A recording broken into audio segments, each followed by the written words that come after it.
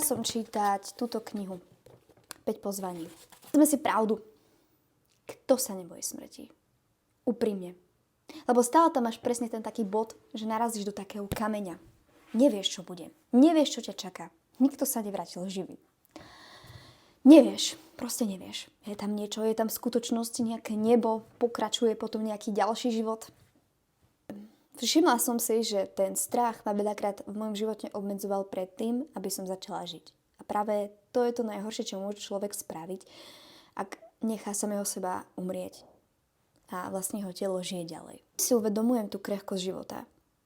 Veľmi si uvedomujem, že ako moc mi záleží na ľuďoch okolo mňa a ako moc mi záleží na samej sebe a na všetkých týchto zážitkoch a pocitoch.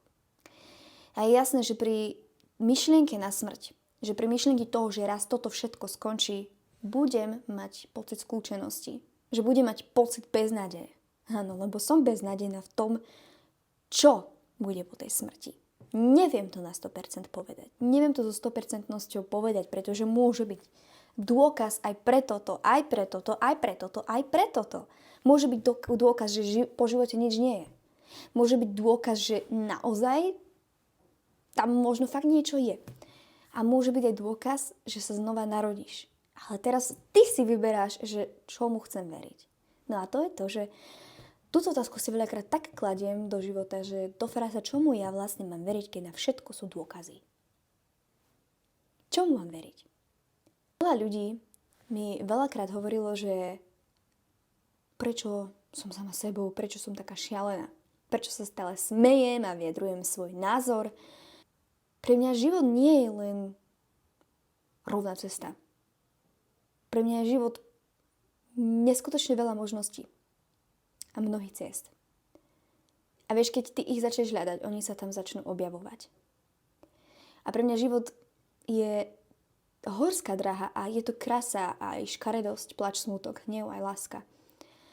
Ale to všetko do toho života patrí. A ver tomu, že každý deň sa stretávaš so smrťou, aj keď máš pocit, že smrť je asi len keď niekto, alebo nejaké zviera, alebo nejaký človek v tvojom živote zomrie. Ale smrť je aj ukončenie dňa.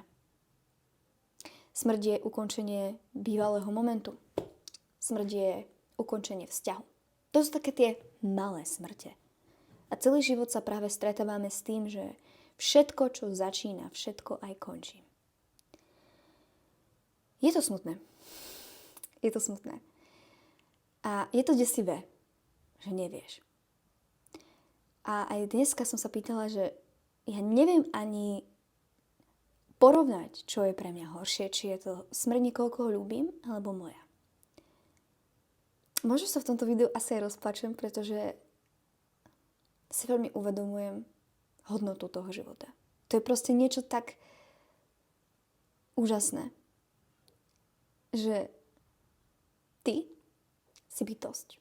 Si vlastne vedomie, ktoré si uvedomuje samé seba.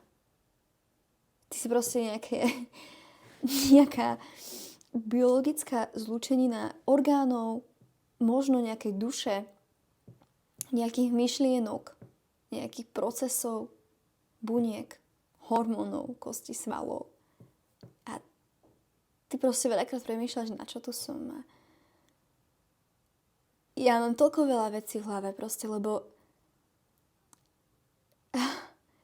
ten osobný príbeh, to všetko si píšeme my sami a zároveň sú veci, ktoré nedokážeme ovplyvniť. Napríklad to, že zomrieme. Proste ako keby všetko si môžeš privolať do života, dobré aj zlé. A tá smrť je taký kameň, že proste mám pocit veľakrát, že to príde samo. To je také, ja to cítim tak, že to je také nič zrazu. Proste, ako keď zaspíš do takého úplne, že noc, ale vieš, tam je ten strach, že ty nevieš, čo je ďalej. Ale podľa mňa je to úplne v poriadku. Podľa mňa by sme nemali stále premýšľať nad tým, že to skončí, ale že to je. A teraz som aj nad tým tak premýšľala, že práve tie zlé veci nás učia, aby sme si vážili tie dobré veci. Aby fakt sme si vážili tých ľudí, hej. Že ja vidím, že proste ten človek ochorel, tak proste si ho vážim. Stále si ho vážim a ľúbim ho proste teraz. A ja viem, že ťa bolí a aj mňa bolí, že ľudia nás opustia a opúšťajú alebo opustili. Ale to, že zomrel niekto iný, neznamená, že máme zomrieť vnútorne aj my. Áno, ľahšie sa to hovorí, ľahšie sa to robí, ja to chápem. Ale mňa smrť napríklad veľa vecí naučila a preto som si kúpila aj túto knihu, pretože chcem smrť prijať. Pretože je to súčasť mňa, aj teba. Je to proste vec, ktorej sa nikdy nevyhneme. Ja viem, že my žijeme v tom zhone a sústredíme sa stále na svoje veci, ale neuvedomujeme si, že to proste končí a veľakrát si človek neuvedomuje toto, že je zodpovedný za seba a že je zodpovedný za svoje zdravie, za svoje úspechy, neúspechy, za svoj život, za svoje myšlienky a že to ako prežije ten život. A toto mi stále dáva tú moju mysl do také pozície, že keď napríklad sa chcem vzdať svojich snov, tak vždycky mi to dáva takú motiváciu, že nie. Aj keby už zomriem a nemám ten cieľ, aspoň som sa pokúšala. Aspoň som bola na tej ceste už nastúpená, že som sa pokúšala o to dosiahnuť tie svoje ciele. Proste vždycky to treba brať s takým tým pozitívnym nadhľadom. Hej. Vieš, mne sa pred 2-3 rokmi zabil jeden taký známy z rodiny, nejaký bratranec 3. kolena. Mala som také pocity už asi mesiac predtým, než sa to stalo, že sa mu mám ozvať. Mala som aj také sny, lebo mám také veci, že ako keby moje sny varovali veľakrát pred tým, čo sa stane a dávaj si pozor a zrazu myslím na niekoho a proste sa mi ozve, alebo sa mu niečo stane, hej, alebo také veci. A keď sa to stalo, tak ja som sa len modlila, že to nie je on. A bol to on a proste bol to vlastne prvý človek, ktorý mi zomrel. Lebo nejako, že zomrel pes. Hej, a taktiež ešte detko, hej, ale to som bola malá. A ešte som tak tú smrť nevnímala. A jednoducho je to veľmi zaujímavé, lebo ja to až tak moc nepoznám. Hej, že aké to je prichádzať o toľko príbuzných a takto. Snažím sa to spracovať. Tí ľudia proste ani... Ja sa v prítomnosti reálne nedokážem predstaviť ten pocit. Aké to proste bude. Ale keď sa na to spomeniem, je to zase ten taký kameň, taká bolesť, proste taká beznádej, že každého si nás vezme. A je to také depresívne. Ale zároveň práve to pochopenie a to prijatie smrti, ako sa píše v tejto knihe, nás učí žiť. Nás učí si vážiť tých ľudí. Vždycky, keď si vlastne spomeniem na tú svoju dočasnosť a na to, že existuje práve len táto prítomnosť a čo bude zajtra, ako môžeš si pritiahnuť, ale keď máš zajtra zomrieť, zomrieš. Proste neexistuje podľa mňa žiadne, že možno inokedy nie. A presne to nás má učiť. Vážiť si tie dobré chvíle. Vážiť si svoj vlastný život. Svoju dušu, svoje telo. A teraz mi úplne boží srdce, lebo ja cítim takú vďačnosť za tento život. A tak moc to prajem každému, kto pozerá toto video, aby cítil takúto vďačnosť a takúto lásku k svojmu životu. K sebe. Lebo mne vôbec nejde proste v živote o neviem, aké úspechy. A mne ide o to, aby som to mala ľudí, ktorých ľúbim. Oni ľúbia mňa. Aby boli zdraví. Aby som bola aj zdravá. A tak moc si vážim, že som vlastne zdravá. Že vlastne v živote vykonávať veci, ktoré vykonávam, že sa vlastne môžem hýbať. Že nie som na nejakých prístrojoch, že vlastne môžem dýchať. Že moje srdce dokáže samopracovať a nepotrebuje byť na nejakých prístrojoch. A pociťujem k tomu vlastne obrovskú vďaku. A toto by som ti chcela vlastne aj odkázať, že nepremýšľajme nad tým, čo bude zajtra alebo čo bolo včera, ale na to, čo je dnes. Žijeme dnes a vážme si, že tu sme. A vážme si svojich blízkych a dokážeme im to. A keď niečo cítim, tak to hovorím. Keď si niečo myslím, tak to hovorím. Ako snažím sa premýšľať nad tým, čo hovorím, ale chcem to dať von teraz. Keď proste mám myšlienky, chcem to dať von teraz. A viem, že my ľudia sa stále vyhovárame, že toto spravíme, toto spravíme. A presne táto kniha o tom rozpráva veľakrát, že tam ten lekár, ktorý vlastne napísal túto knihu, on proste vytvoril také centrum, v ktorom sa vlastne staral o ľudí, ktorí jednoducho zomierali a vlastne im pomáhal prijať to, že zomru. A vlastne pomáhal aj tým ľuďom, ktorí vlastne prišli od tých svojich blízkych, aby to prijali nejakým spôsobom, aby vlastne to precítili všetko a prijali. Vlastne to ma tiež proste dodalo do takej pozície, že koľko ľudí sa vlastne vo svojom živote vyhovárali. Neustále sa vyhovárali, že nemôžem, teraz nie je ten správny čas, ale ten správny čas ani nemá nikdy prísť. Ten správny čas má nastať v tvojej hlave. Teraz. Nie zajtra, teraz. Proste teraz to chceš to urobiť, tak to urob, proste nečakaj na ten správny čas, alebo na to, že niekto ti dá teraz, choď. Nie. Ja viem, že veľa ľudí si to berie práve z tej negatívnej perspektívy. Lebo je to niečo, k čomu máme proste negatívny postoj. Ale vieš, veľa náboženstiev si myslí, že je to práve také oslobodzujúce sa oslobodiť od tohto života a že toto je len nejaký sen. Ale ja si myslím, že život by sme si mali tak ako keby užiť. A myslím si, že aj človek, ktorý si tak ako keby uvedomuje tú svoju smrteľnosť, tak sa absolútne inak správa. Čo sa týka fakt nejaké tej empatie, ľudskosti, správania, prístupu k sebe. Lebo ja si vlastne uvedomujem, že ja tu chcem byť a chcem vlastne žiť ten taký vitálny, zdravý život. Ale si to ma vedie potom aj k takým tým môjim správnym návykom. Hej. Jasné, že tam je proste nejaká lenivosť, nejaký nedostatočný oddych, relaxácia, ktorú potrebuje moje telo a moja myseľ, takže snažím sa si aj vydýchnuť. Ale naozaj ten život, vieš, odtedy, čo sa mi to stalo, lebo mne sa stala taká vec, že mala som vraj migrénu, ale v skutočnosti neviem, či to bola migréna, pretože mala som také podobné príznaky ako pri porážke a to som bola malé dieťa. Hej, bola som proste fialová, mala som stopnuté telo, nevedela som, kto som a zvracala som, bola ma hlava. No a veľakrát sa mi stali veci, že som sa topila, skoro ma zrazilo. To proste takisto, keď som bola malá, tak som mala tiež také, že infekciu v tele, veľmi silno, a keby ma neoperovali, tak to asi nie som. A uvedomujem si, že aké to je proste šťastie. Aké to je proste šťastie, že si zažiješ takéto veci a stále tu si.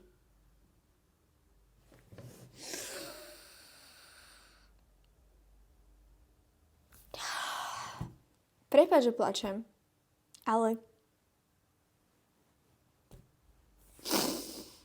proste tento život je taký krásny, že ja cítim furt takú vďačnosť, že to tu mám. Že ja mám vlastné telo, vlastný zrak, proste vidím, môžem dýchať, môžem sa hýbať, vidím naozaj krásne veci, proste krásne farby, viem ochutnať fakt dobré jedlá.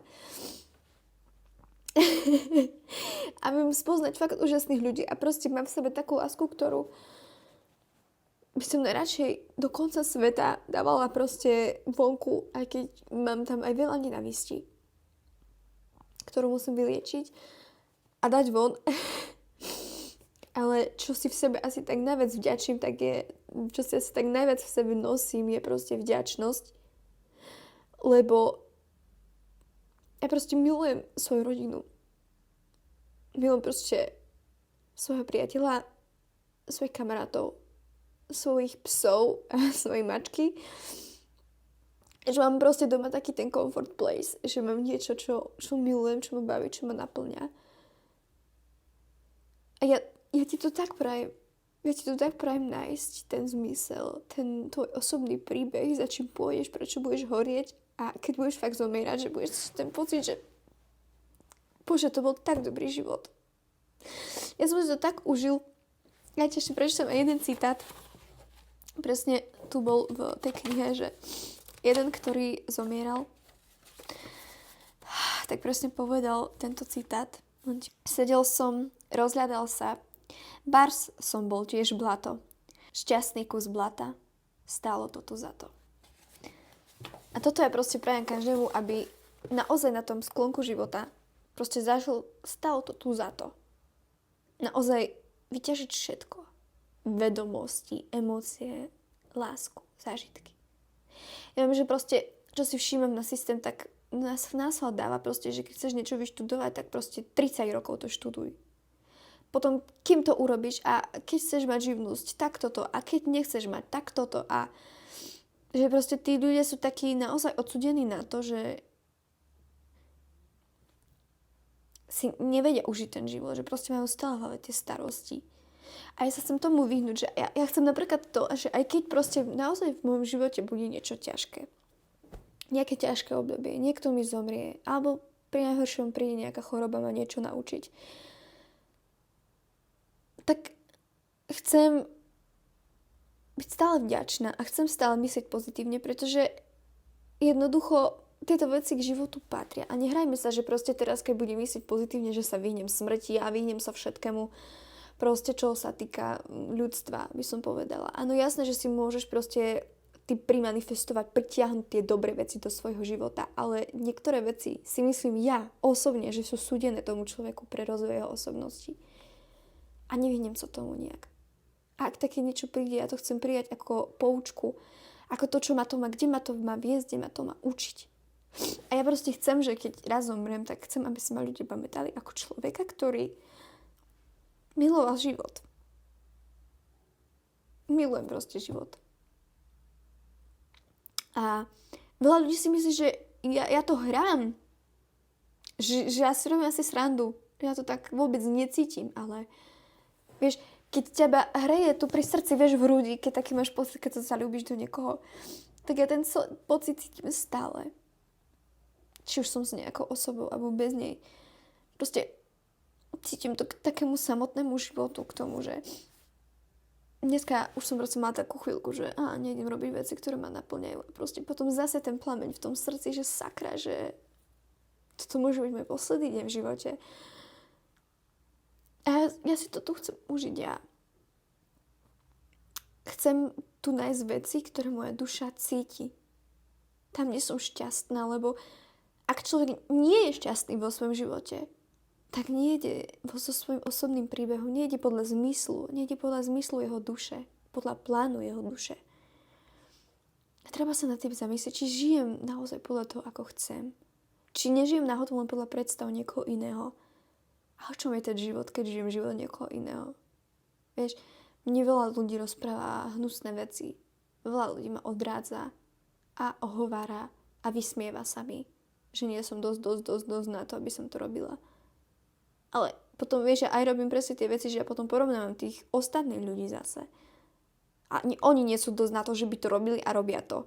Ale prečo proste sa do tej pozícii dostáva to ego? Na čo? Na čo sa mám proste porovnávať? Na čo mám proste riešiť tieto veci? Riešim samú seba, riešim svoj život. Toto je môj život. Ja sa viem zaobchádzať s ním, ako chcem. A či už ma to bude boliť, alebo nie, je to môj život. Moje telo. A toto si treba uvedomiť, tú zodpovednosť. Toto je moje, nie tvoje, moje. A treba podľa toho žiť. A ja ti chcem fakt odkázať, že buď vďačný. Buď vďačná za svoj život.